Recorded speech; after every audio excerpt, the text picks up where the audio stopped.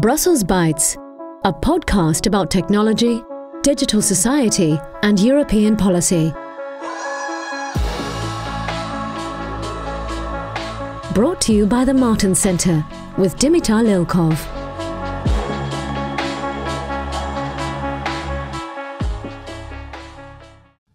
Hi friends, for a long time now I wanted to dedicate an episode on China and its rising aspirations in the technological sector. Even though many of you might follow topics related to the Belt and Road Initiative or China's unique model of digital authoritarianism within its borders, today I wanted to talk about something which isn't always in the media spotlight. For today's recording, we focus on the geopolitics of digital standards.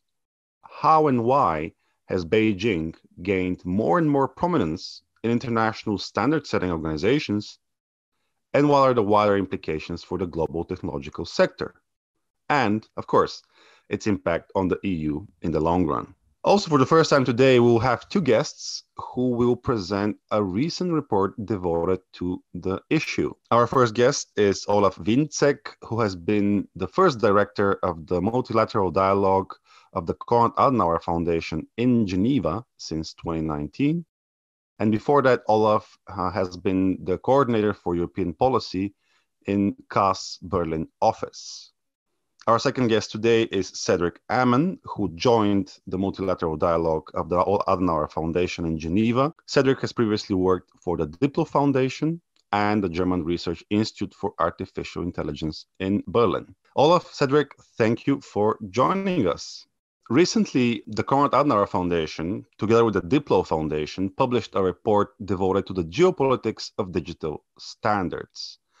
I open the floor to my guests, and can you please walk us through briefly about the reasons for this report and your overall aims with the project? Yeah, thanks a lot, Dimitar, and very happy to be here with you, and thanks for the invitation from both of us.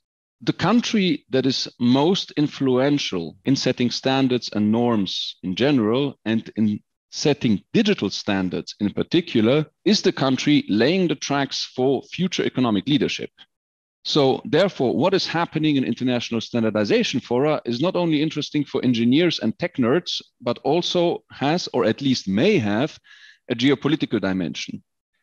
So if we try these days, prove the point, I think, to talk about the more geopolitical European Union, the area of standardization is a field which really merits attention. Also, standards are indeed in most cases a technical issue, but when we talk about issues like facial recognition, for example, they do touch upon ethical and human rights issues. In the past years, you probably have read articles as well, there were repeatedly rumors about not only a growing, but even a dominating role of China in these international standardization organizations. However, there was relatively little research on that, a lot of hearsay. So the goal of our report, China's role in standard setting organizations, which we have commissioned and jointly published with the Diplo Foundation and the Geneva Internet Platform, is not supposed to be a hit piece on China, but it shall map actually the influence of China in these organizations in order to provide a factual base to the discussion and to the debate, which has gained pace in these past years. So what are we trying to do is to examine the strategies of China in international standardization policy. Secondly, the representation of China personnel-wise in these organizations and their various expert bodies and committees. And thirdly, also to outline examples how China is trying to shape digital standards and whether this may be problematic for the EU. Yeah, I really liked your comparison in the beginning for laying the tracks and the importance of these standards for the future development of the ecosystem. And this is why these international actors can gain more prominence. But before we dig deeper in the report, I also went through it, of course, and maybe you can first off tell us a bit more about these international digital standard setting organizations.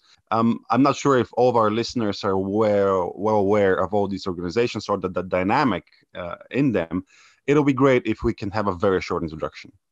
Also, hello, and thank you from my side for the invitation to your recording today. And to your question, it is true. The standardization ecosystem, especially on the international level, is quite complex. In this area, it's important to highlight that we're mainly looking at the digital standard setting ecosystem, because broadly speaking, there are many, many more organizations that are very relevant for the different technical standards that exist out there. But broadly speaking, we can identify three categories of organization. The first one being on the formal organizations, such as the International Standardization Organization, short ISO, the International Electrotechnical Commission, the IEC, and the standardization body of the International Telecommunications Union, the ITUT. And these three are quite important because they're also recognized in the WTO technical barriers to trade agreement, which means that they are identified as their standards will also be recognized in case of some argument and some cases that could be brought before the different panels at the WTO. Then we have quasi-formal organizations such as the Internet Engineering Task Force, which doesn't have a formal membership, where engineers, mainly engineers, but also people who want to, can join and participate in the work. A very important one for especially 5G is the 3GPP, an organization with has 7 organizational members, but again is strongly has a strong influence of private sector, as well as another organization which would be the Institute of Electrical and Electronics Engineers, the IEEE. And finally, I would say there is the consortia industry forums, in which also some organizations can decide to elaborate standards which they adopt. There is no separation of domains per se, but what these organizations do have in common is that standards are voluntary when they are elaborated and adopted. And also these are elaborated through consensus as much as possible. So they try to avoid voting and to come to common agreement. Yeah, and thanks, Cedric. And as far as I remember, in all of these international standard setting organizations, the USA and especially some Western European countries really took the lead in the development of these standards decades ago.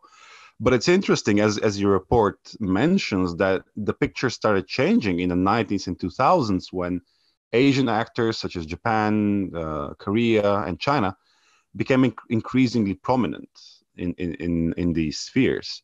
Now, why is China becoming so assertive and active at this front? And why should we keep track of these developments, basically convince us why this is not only a geeky niche topic? Well, China sees its strong role in these international standardization fora as a key instrument for becoming the world's leading country in innovation and becoming the world's leading economy. So if you want to really put it in a nutshell, China's goal is to become a maker of norms instead of a norm taker. And this is one of the, thus its engagement, let's say, in international standardization fora is one of the key ingredients to achieve exactly this goal. And I mean, I think one of their goals, it's even public and openly said, is to become a market leader in artificial intelligence until 2035. And this goes in general when we deal with China, I think. If they tell us or if they write, we will do this and this until then and then, we should take it seriously. You know, it's not always like, I don't know, the Lisbon strategy or things like this, where you have very ambitious goals. You know, some of them are achieved, others maybe half achieved, others are not. No, there is a goal and they will do everything they can to try to achieve this goal. I mean, therefore, China strongly encourages also technical experts as well as businesses to engage in these fora. I mean, when we talk about, and the report gives a lot of numbers, details, and graphs and so on, about the increasing personnel and increasing presence of Chinese representatives in these organizations, we're talking about all levels. So you see it, of course, on the highest level. So, for example, until end of this year, the Director General of the ITU is Chinese, but you also see it in the administration. You also see it with the with the state representatives who attend meetings, but also very strongly businesses. I mean, Huawei, for example, is very present in various fora. Also engineers, researchers, and this is a joint strategy. You know, they are not just running around uncoordinated there. They are men with a plan, basically, or women with a plan.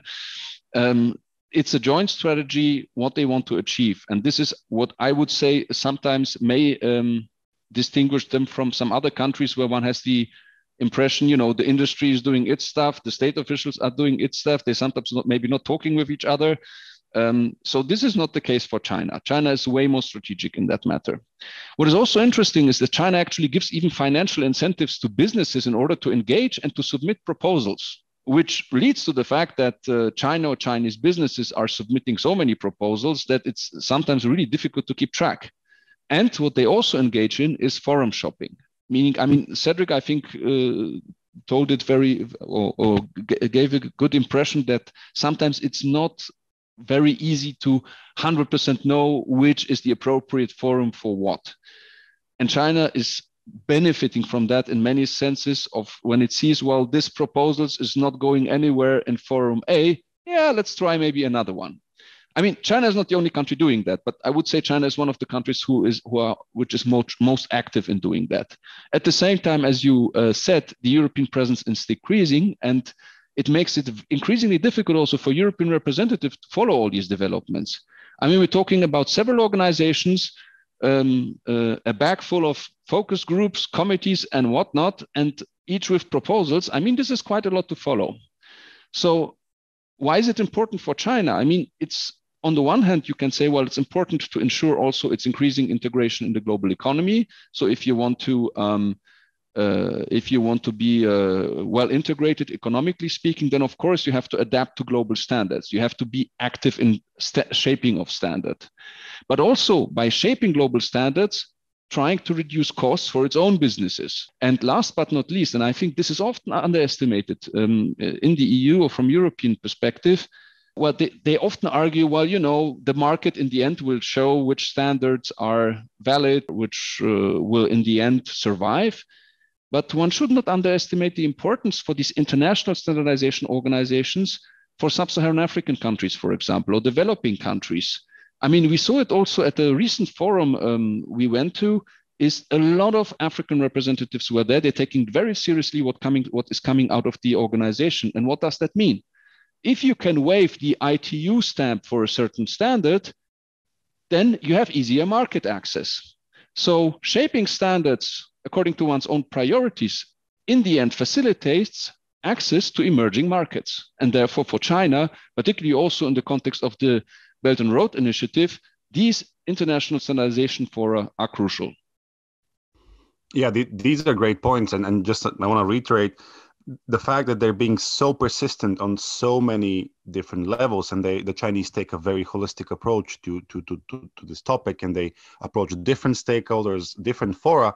And indeed, I think they're even overrepresented in some of their positions in these organizations. If I recall correctly, the head of the International Telecommunications Union is Chinese, and they've had a continuous strategy in the last more than a decade to fill in as many personnel positions, either with Chinese or people who are close to them and potentially close to their networks. Now, I want to jump in the essence of your report. The report has a number of case studies which are quite interesting.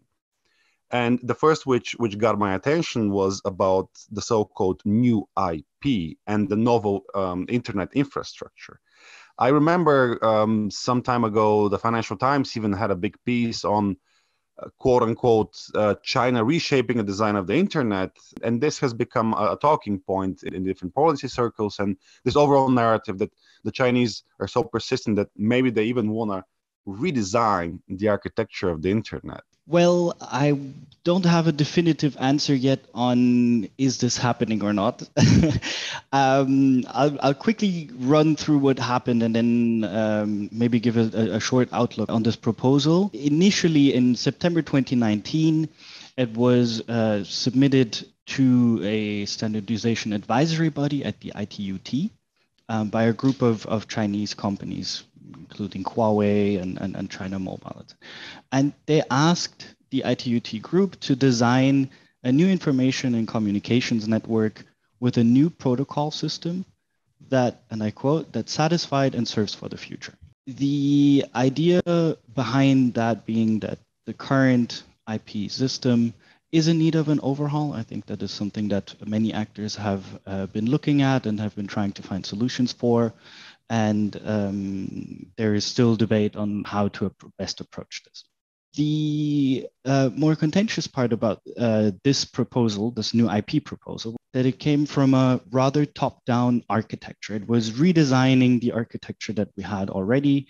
And some of the ideas that were a bit more critical were this idea of many nets, where you would break down bigger networks and connect them through gateways, which could be on one hand seen for greater security and increasing stability, but where it would also be easier to, well, either shut down networks or also use those gateways for backdoors in which you can then conduct more espionage and these type of things. And then in later standardization assemblies, it was broken down and you would find some of the wordings, like such as future vertical communication networks, which included especially this idea of many nets, which again were rejected. They were not taken into the study groups, but it showed that it was not let go of this idea right away. And in addition to that, in around the same year, around the same time, this proposal also was submitted to the IETF, which was another standardization body, where it also didn't really fit the spirit, because it came as I want to call it a package deal. It's like, this is the architecture that we want to submit. And at the IETF, that's not necessarily how things go. You usually try to have more of a bottom-up approach and fix some of the elements, and it has some more uncertainties what it would actually solve, like because it's not compatible with the current IP system, so it could have been very costly, etc. And the other element, just to intervene, there was pushback, and I mean these proposals, they're not adopted quickly. There was some pushback from international actors, and my follow-up question is, do the Chinese get a lot of support from the developing world on these topics? Because we've seen traditionally the last couple of years that, especially the developing world, I think it was the coalition of D77, we also see them acting together on the climate front. Does China have their support, or it's a mixed picture? I think it's a mixed picture. What we see now is that some of these elements of this initial new IP project are being broken down, and for those there are support also from Western side. I think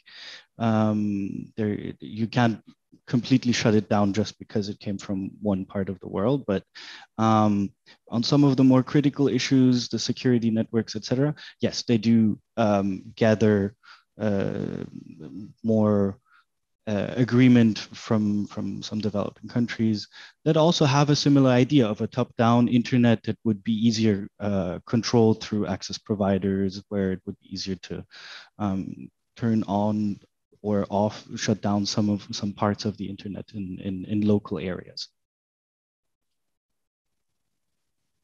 So as you said, it's a mixed bag, and we shouldn't be jumping to quick conclusions that the internet as we know it is being shifted, and China is the grand puppeteer behind it. And there's pushback from different organizations, and it's of course a long process. Most of it is consensus building as well.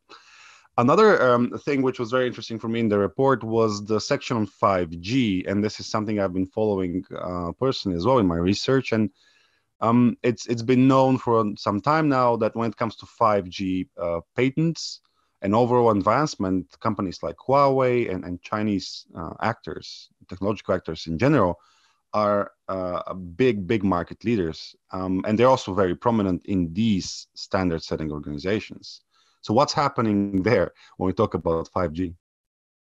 Well, I think you're very right. A lot of it is being said in this area, and especially I mentioned before, the 3GPP is one key standardization venue where this is being discussed, and in there, it is true. You look at the numbers. The leadership positions are majority from China. The Huawei is the most active member in terms of submitted and approved standards, as well as standard essential patents. So those that are necessary for other technologies to be built upon.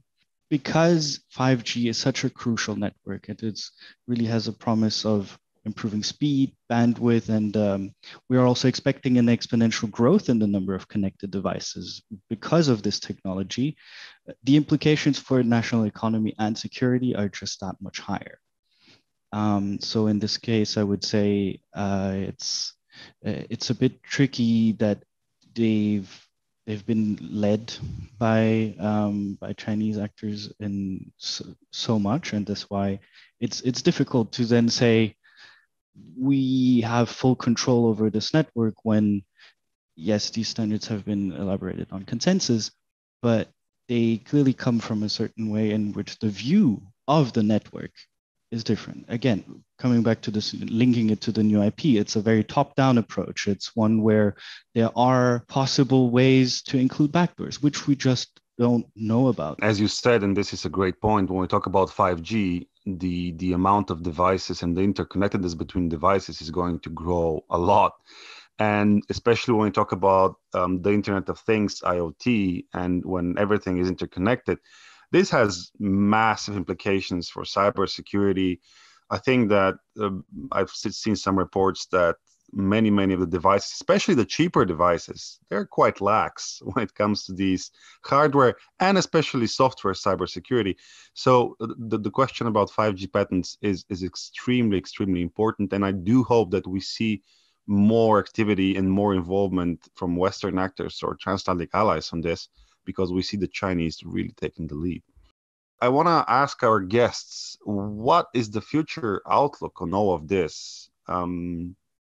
And what are the most notable policy recommendations of your report? Well, the report does not mean to be alarmist, but it wants to raise attention to a growing imbalance that we have in some of the standardization organizations, and I think that Cedric also outlined, and the consequences this may have in practical terms. I mean, it's not bad per se that China is engaging in these fora. I mean, it's better that they engage and that in the end we have global standards, because, you know, China is a very big economy and is a growing economy. So this per se is not a problem, but what is a problem is that we see that there is a growing imbalance in these organizations, and that it's not in the EU's interest that this imbalance is growing. So if the EU takes its own ambition of digital strategic autonomy and being the leading economic and innovation power seriously, it should not ignore these developments. I mean, what can we do? Well, limiting China's influence, because we sometimes get the question, or limiting its presence, it's not an option, because simply China has not broken any rules with its strong engagement in these fora. I mean, you can argue, you know, they're doing too much forum shopping, and, you know, they kind of going quite strongly in that area, but this per se is not illegal either. And I mean, if we really want to counter the influence, then we have to match China's engagement in order to even the odds.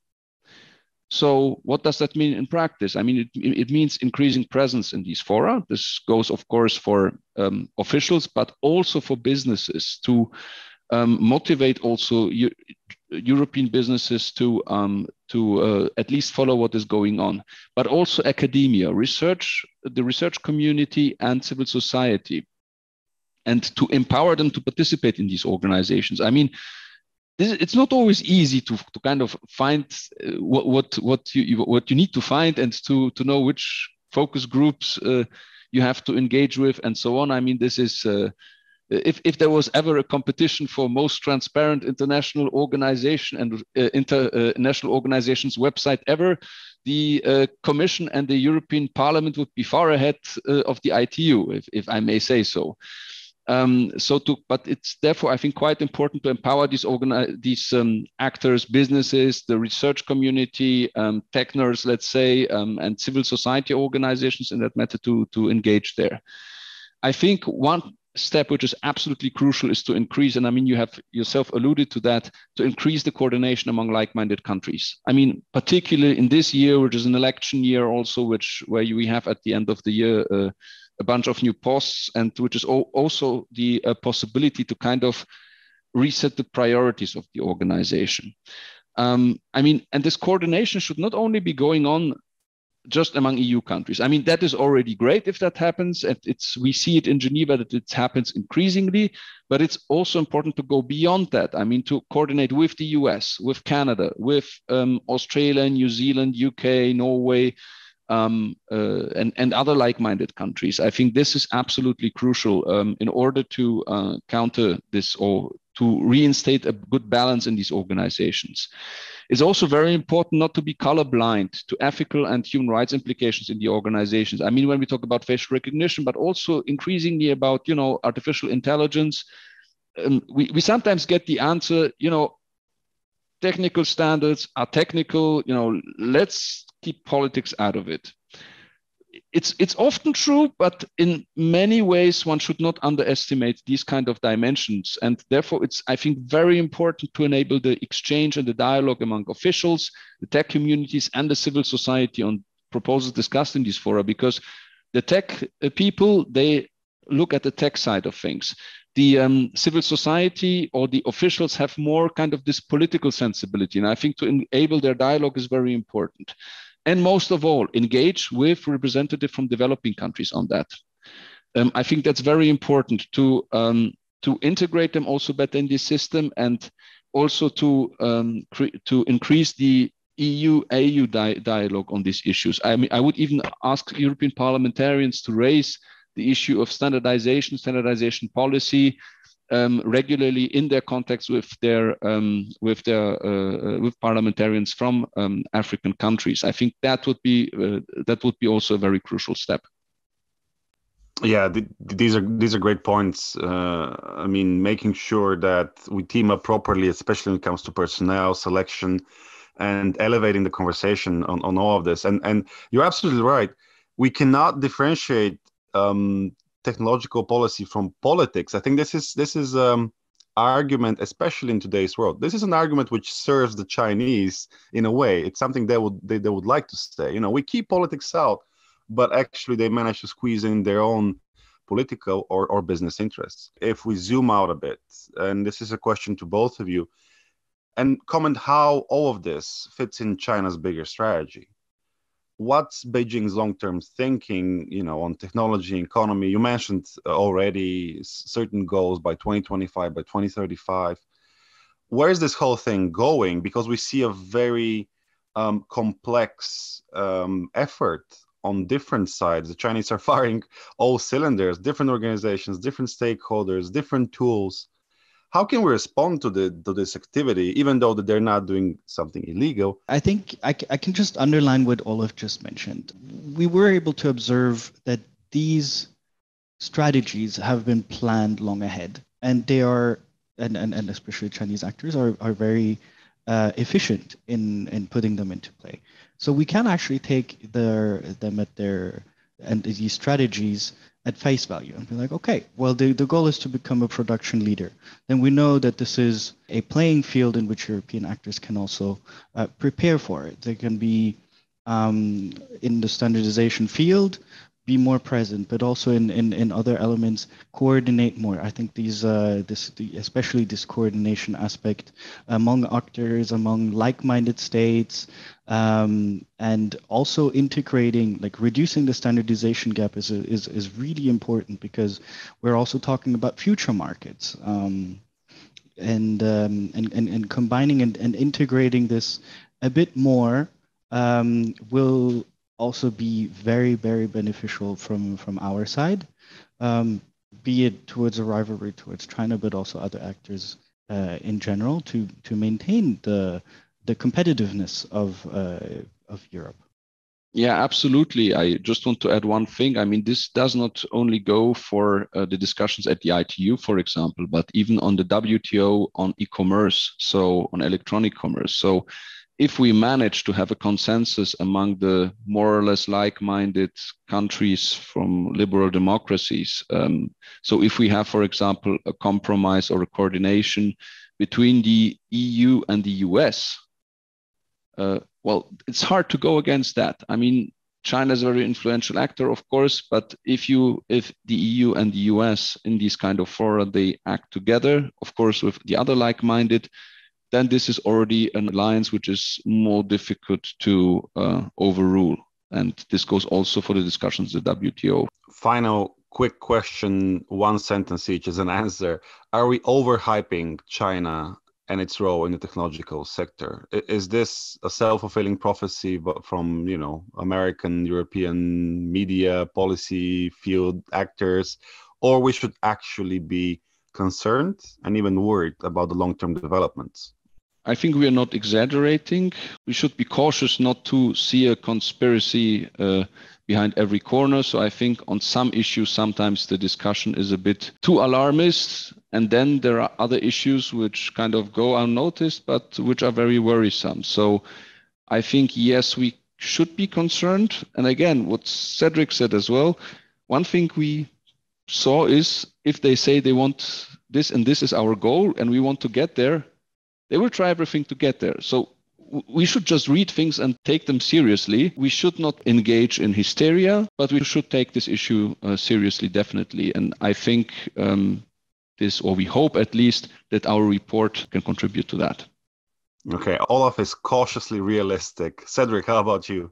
I think I prefer taking it from an angle of then let's play. If you look at another team and you see their strategy, what they're doing, then I think it's not only pointing out what they're doing, but it's also being ready ourselves to play, to embark on this. There is a reshuffling. Digital technologies have so much promise. They are with us. They're growing closer to our everyday lives. And so that means that we now have the possibility of shaping them. And there are other models out there. They are competing. They don't necessarily share the same worldview, the same values that we have. So then, well, if we want to have our own, then we should definitely be present in those roles and also show what we have and what we can do. Okay. Thank you very much. This was the voice of Olaf Wientzek and Cedric Amon, both of them who are working for the multilateral dialogue of the Konrad Adenauer Foundation in Geneva. Dear listeners, make sure to check the Konrad Adenauer Foundation and Diplo Foundation report on international standard setting and China's presence. Thank you very much for listening, and see you next time. That was today's episode of Brussels Bites.